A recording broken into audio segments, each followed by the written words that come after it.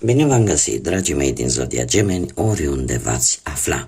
Bine ați venit tuturor pe canalul meu, Tarot Flor de Loto, numele meu este Nina și ca de obicei mă bucur să vă am alături, atât pe dragii mei abonați, cum de asemenea și pe cei care poate sunteți pentru prima oară aici pe canal. Azi voi face o lectură atemporală, fără limită de timp, o lectură pe care voi să o puteți urmări oricând doriți sau atunci când apare în viața voastră. Așa că toți cei care aveți soare, lună, Venus, ascendentul în Zodia Gemeni, atunci această lectură este de asemenea și pentru voi. De asemenea, nu trebuie să uitați un lucru important, voi vă construiți viitorul, așa că vă rog să luați decât acele mesaje care rezonează cu voi, iar restul lăsați-le să zboare în univers, pentru că sigur sunt pentru alte energii care, într-o mai mică sau mai mare măsură, au o legătură cu Zodia Gemeni. Și haideți să vedem ce ne spune acest minunat oracol Keeper despre voi, dragii mei din Gemeni, energia voastră, situația voastră, gândurile voastre.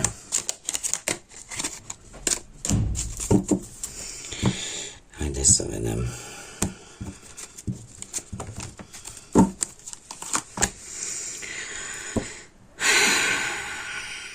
Dragilor, dacă sunteți energii masculine, se pare că în acest moment gândul vostru, preocuparea voastră sau o anumită situație este legată de o energie feminină.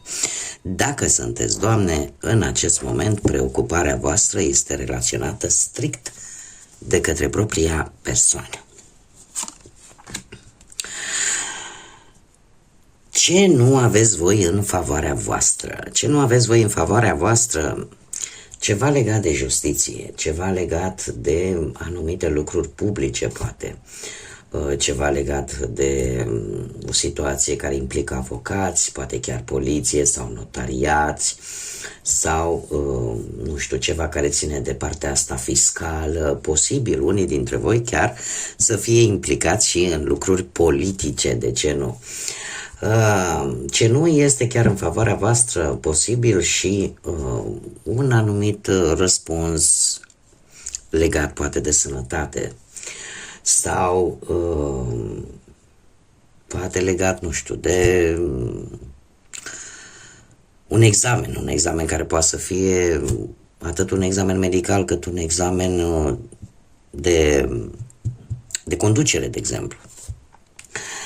Sau, în general, ceea ce nu prea este în favoarea voastră este de fapt un conflict care necesită o soluționare sau poate care necesită o anumită rezoluție. Trebuie să înfruntați respectiva situație și să găsiți soluția voi singurei sau posibil, dacă nu se poate sau nu reușiți, cu ajutorul cuiva de specialitate. În general ne vorbește de comunicare. Dar faptul că e pe poziția unui lucru care nu prea este în favoarea voastră, e posibil ca un anumit răspuns din tot ce am enumerat mai înainte să nu fie tocmai favorabil pentru voi. Dacă vorbim de dragoste, e posibil să lipsească o anumită comunicare în ceea ce privește viața sentimentală și poate că e necesar să cereți un sfat, o părere cuiva care într-adevăr poate să vi-l dea sau poate să vă dea un sfat înțelept. Dacă vorbim de muncă, e posibil să un contract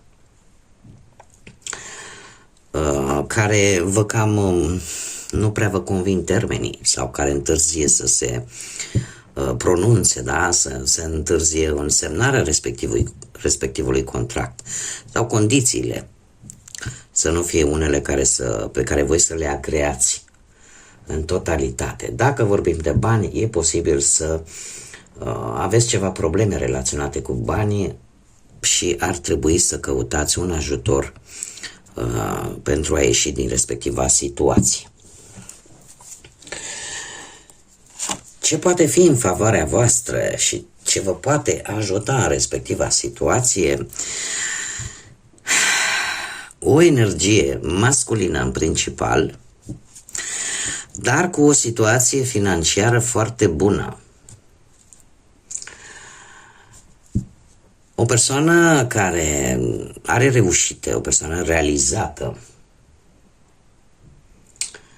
mai ales în ceea ce privește bănuții. Iar lucrul ăsta este în favoarea voastră. Dacă vorbim, nu știu, trebuie să vă spun un lucru, chiar dacă acum situația asta, care e destul de defavorabilă pentru voi, se pare că soluția va veni destul de rapid. Adică nu o să fie pe o lungă perioadă de timp. Pentru că această carte, în afară de faptul că vorbește de o energie posibil masculină în mod special, îmi vorbește de rezolvarea într-un mod destul de rapid a unei situații.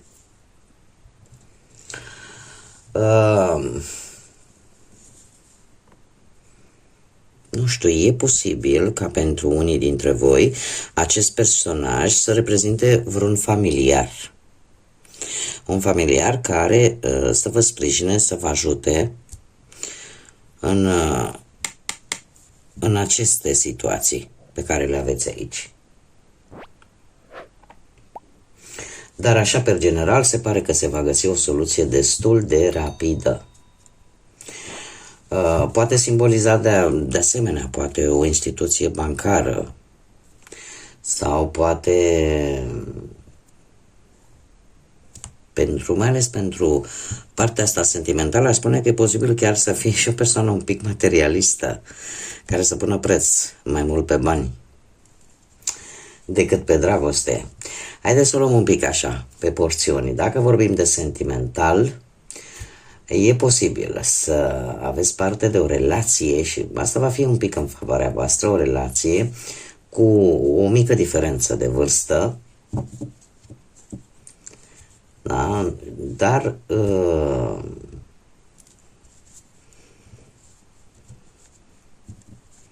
care dispune de parte financiară și care vă poate ajuta. Cum de asemenea ne mai poate vorbi de un viitor iubită,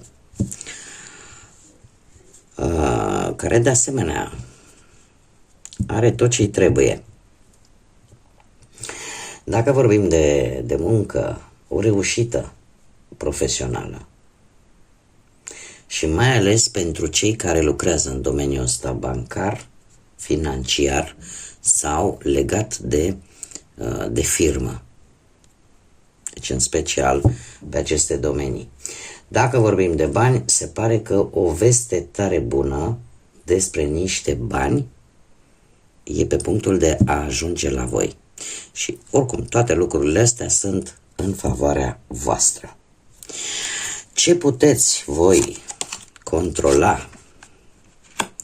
Se pare că norocul stă la voi, dragilor. Norocul stă la voi cu această carte a roata norocului. Aș zice, seamănă foarte bine cu roata norocului din tarot, care îmi spune că voi puteți să vă controlați propriul noroc. De ce? Pentru că în funcție de efortul pe care voi îl veți depune vis-a-vis de șansele, de oportunitățile care vă apar în cale, veți ști cumva să le coordonați în așa fel încât să devină benefice pentru voi. Dar de voi contează foarte mult și aș spune că, nu știu, dacă vorbim de dragoste, ceea ce voi începeți în acest moment sunt mari șanse să dureze pe o lungă perioadă de timp în viața voastră amoroasă. Da? De asemenea, ce aș mai putea să zic? Poate fi relaționată de asemenea și cu o călătorie care depinde foarte mult de voi și de decizia pe care voi o veți lua. Deci deciziile pe care voi le veți lua pur și simplu vă construiesc practic norocul sau sunt mari șanse să le faceți benefice pentru voi. Dacă vorbim de muncă, apar șanse, oportunități de angajare. Dacă aveți propria firmă și mai ales dacă vă ocupați de vânzări, ele sunt mari șanse să crească, dar depinde de felul în care voi le coordonați. În ceea ce privește bănuții, e posibil într-adevăr să câștiți, să aveți un câștig total neașteptat, dar depinde de voi ce veți face cu respectivul câștig și cum îl veți investi. Deci, cumva, lucrul ăsta îl puteți controla voi. În schimb, ce nu puteți controla? Schimbarea. Nu puteți controla schimbările, dragilor. Nu, schimbările profunde, schimbările mari, schimbările semnificative. Eu aș spune că apare o mișcare de schimbare de locație. Iar asta voi nu puteți controla. Nu știu dacă din păcate sau din fericire, cert este că este ceva care, indiferent cum, va avea loc și care poate să fie legată de, cum am mai spus, schimbare de locație, poate schimbarea găsirii unei soluții la o anumită problemă, poate să fie reînnoire de casă, da, o schimbare de casă. Dacă vorbim de dragoste, poate să fie o schimbare care să nu prea îți placă atât de mult în ceea ce privește viața sentimentală. Dacă vorbim de muncă, e posibil o schimbare care implică o călătorie în interes profesional. Iar dacă vorbim de bani, e posibil, dacă situația, să zicem, în acest moment este una complicată în ceea ce privește banii, atunci poate să apară o schimbare în bine. Dacă nu, atunci trebuie să vă pregătiți la o schimbare care, de asemenea, nu o să vă cam placă. Da, este un lucru, eu aș zice, karmic, ceva trebuie să se termine, dragilor. Ceva undeva trebuie să se pună un punct. Pentru unii poate să fie o schimbare benefică, pentru alții mai puțin. Dar cert este că voi se pare că nu puteți controla acest lucru. Acum, haideți să vedem ce ne spune și tarotul. Ce vine pentru dragii mei din Gemeni? Ce mesaje, ce energii ne prezintă tarotul pentru voi?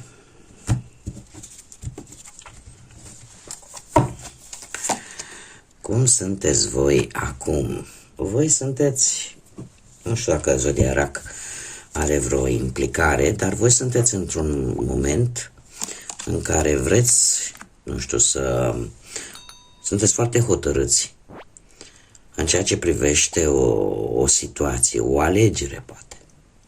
Ori că sunteți pregătiți de o călătorie, ori că vreți să vă mutați, ori că pur și simplu aveți o voință așa puternică și vreți să schimbați ceva.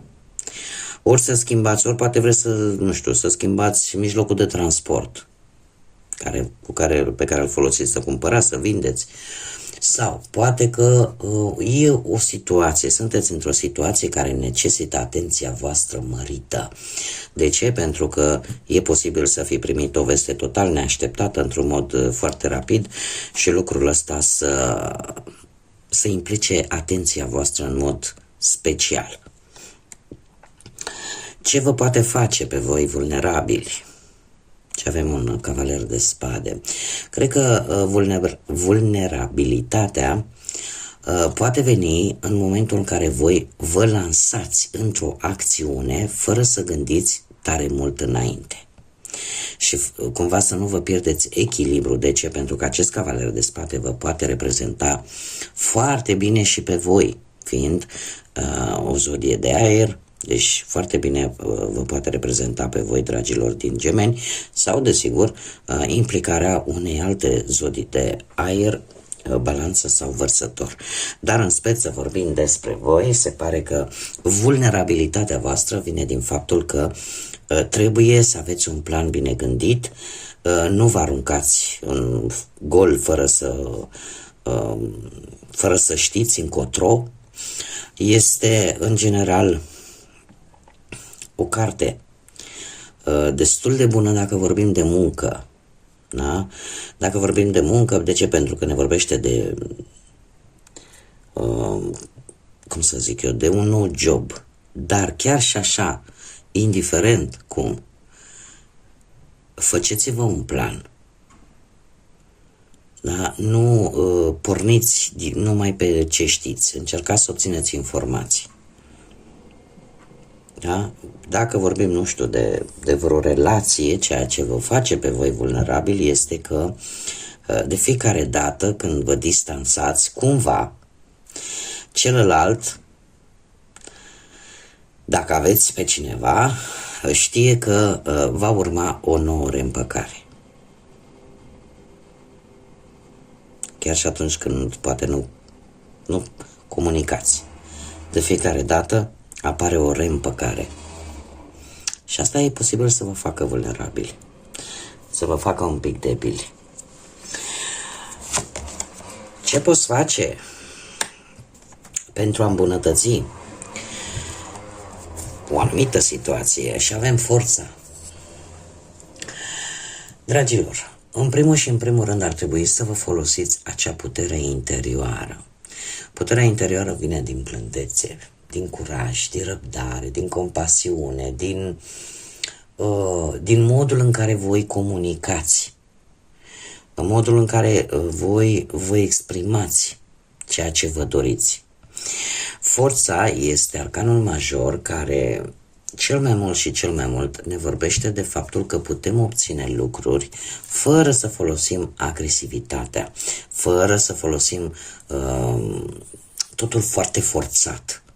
Da? Putem face cu vorba dulce mult aduce, sau putem face prin a folosi, cum să spun eu, un anumit vocabular, sau a folosi acel mod de a convinge care nu are nici o legătură cu agresivitatea. Da? Așa cum bine vedem în toate cărțile de tarot care reprezintă forța, vedem că această femeie reușește să calmeze dita mai leu, da? Și nu o face nici cu biciu, nici cu alte instrumente, ci pur și simplu cu acea forță interioară. Deci lucrurile se pot îmbunătăți dacă veți ține cont de aceste lucruri. Nu știu dacă zodia Leu vă spune ceva. Aici avem zodia Rac, aici alte zodii de aer, cum am mai spus, la fel ca și voi, Gemeni sau Vărsător. Ce îmi spun mie cărțile, cam cum veți acționa voi în următoarea perioadă? Se pare că nu veți acționa tocmai bine. De ce? Pentru că avem o nouă de spade. Se pare că în următoarea perioadă, dragilor, ori că poate ar trebui să eliminați anumite temeri, anumite frici,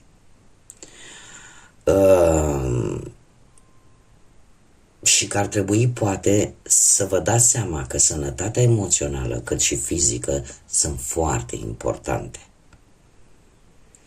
Și că nimic nu este pierdut atâta timp cât există ajutorul și sprijinul altor persoane importante pentru voi. Unii dintre voi veți acționa într-o manieră care eu aș zice că nu este tocmai una foarte bună. Pentru că aici mi apare acea idee de asta, pierde nopțile, a face tot felul de gânduri, a traversa o perioadă de stres care nu este tocmai benefic pentru voi. Unii, eu aș spune că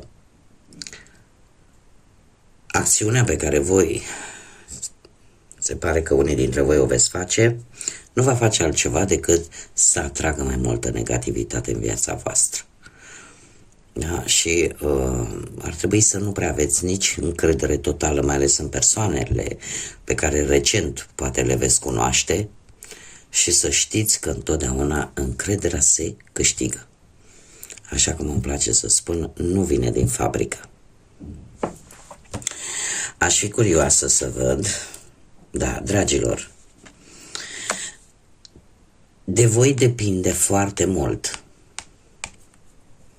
de acțiunile voastre. Eu mereu vă spun, tarotul și general cartomanția nu obligă. Cartomanția prezintă energiile și ele se schimbă în funcție de acțiunile noastre.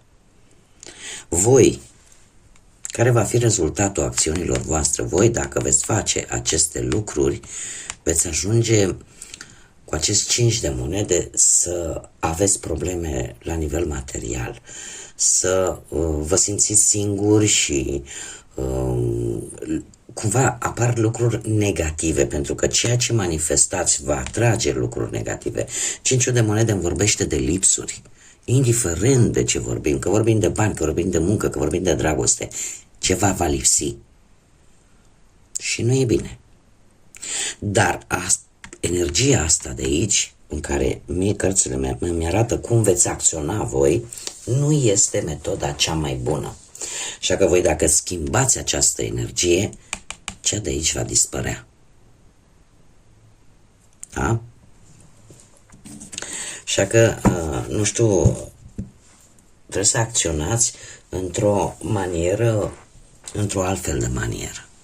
Nu vă îngropați voi pe voi. Haideți să vedem ce mesaje au îngerii pentru voi, dragilor din Gemeni.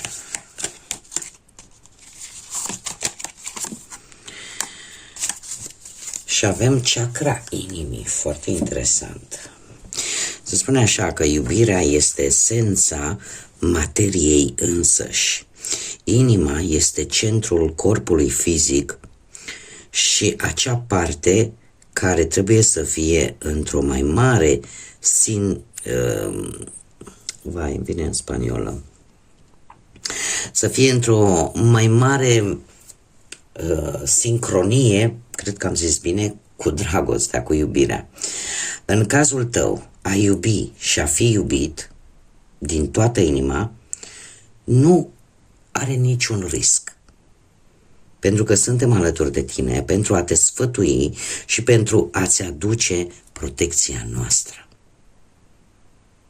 Ce mesaj mai frumos! Ce mesaj frumos și chiar foarte interesant. Și eu aș mai vrea să mai spun un lucru.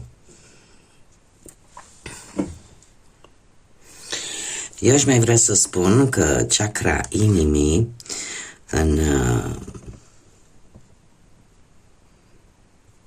ca și simbolism, e ca și cum ai zice, eu iubesc. Dar în primul rând trebuie să vă iubiți și pe voi, ca să puteți iubi și pe altcineva sau pe alții. Atâta timp cât voi, vis-a-vis de voi, aveți o impresie proastră, vă-i greu poate să vă iertați anumite greșeli care până la urmă sunt firești, atunci este foarte complicat să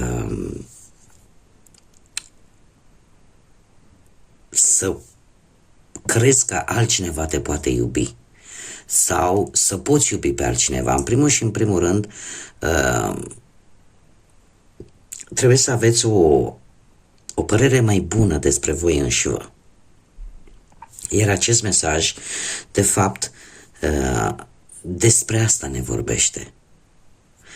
Pentru că tocmai de aceea vă spune, în cazul vostru, a iubi și a fi iubit din toată inima nu vine cu niciun fel de risc. Pentru că noi suntem cu tine și te sfătuim și îți aducem protecție. Unii dintre voi e posibil chiar să vă fie teamă să mai încercați să iubiți. Și poate de aici vine și această senzație că nu mai mă risc, nu mai vreau să sufăr, nu mai vreau să trec prin ce am trecut. Eu mereu o spun. Și eu am trecut prin, și sunt sigură că mulți dintre voi ați trecut prin tot felul de eșecuri, mai ales în ceea ce privește partea asta sentimentală, dar trebuie să vă spun, nu toți suntem la fel, fiecare suntem unici în felul nostru, cu bune, cu rele, unii mai puțin, alții mai mult. Cert este că nu putem să băgăm, dacă o persoană este negativă, asta nu înseamnă că toată lumea este negativă. Da? Așa că nu vă pierdeți speranța, mai ales în ceea ce privește partea asta sentimentală, pentru că simt că despre asta este vorba. Și haideți să vedem ce mesaj are Grădina Magică pentru voi. Bucurie, dragilor, bucurie. Fă-ți timp pentru micile lucruri astăzi. Să-ți faci timp efectiv pentru lucruri care îți aduc bucurie, să-ți faci timp pentru acele lucruri care aparent nu sunt foarte greu de făcut și nu le dai poate multă importanță. Dar dacă, de exemplu, te simți bine să te așezi într-un fotoliu sau în vârful patului și să te uiți la un film și, nu știu, să mănânci o înghețată și asta te face pe tine să te simți bine, am dat un exemplu banal, atunci fă-o. Nu vă refuzați acele mici plăceri ale vieții, mici nevinovate plăceri ale vieții. Faceți ceva pentru voi. Bun, dragilor, cam atât am avut de spus vis-a-vis de această lectură. Eu vă mulțumesc pentru atenție ca de obicei, vă mulțumesc pentru tot sprijinul și suportul pe care mi-l dați de fiecare dată prin intermediul like-urilor, al distribuirilor, al mesajelor, al faptului că vă abonați. După cum bine știți, încă și în permanență am nevoie de acest sprijin, fără voi nu aș putea face nimic, așa că până data viitoare când ne vom reîntâlni, aștept cu mare interes comentariile voastre și sper să vă fie bine, sper să vă regăsiți acea energie pozitivă în așa fel încât să reușiți, pentru cei care s-au regăsit în această lectură, să vă iubiți în primul rând pe voi și să redescoperiți iubirea în forma ei cea mai pură și cea mai curată. Până data viitoare când ne vom reîntâlni, numai bine vă doresc și desigur să fiți iubiți, dragilor!